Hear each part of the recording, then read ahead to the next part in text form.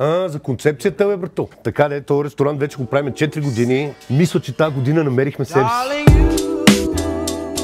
Намерихме себе си по начин, че вече нещата се навързаха и да сготвиш гората се оказва нашето.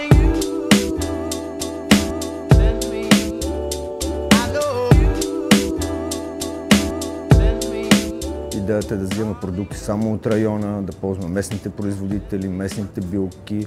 Може би сме едни от малкото, ако не единствените, които изцяло сме засегнали фолклор, традиции и теруар. Тоест ние имаме стара къща, модерен твист в дизайна благодарение на Сашо, традиционни български вкусове, пак леко твиснати от Жоро и цялата комбинация прави това. Това, че готвиме с сено, с шишарки, с борови връхчета и правим десерти с манатарки, това си е нещо нормално, всеки го прави. Пробваме всякакви неща, как да имаме по-малко буклук и такова. Някои неща се получават, някои не, но за сега се получават страхотни работи. И всъщност е много интересно да готвиш по този начин.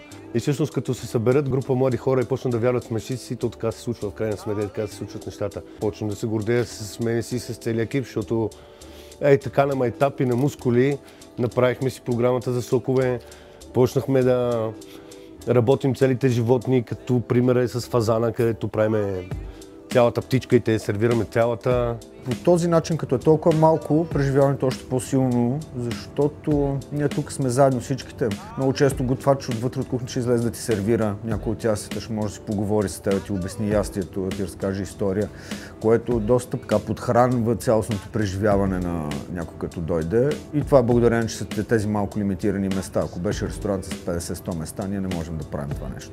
Имаме 20 места, които ни позволява да правим нещата, в които вярваме. Една сбъдната мечта на едни мечтатели. По-скоро Жоро каза много правилно, като стартирахме. Много яко е мечтаем заедно.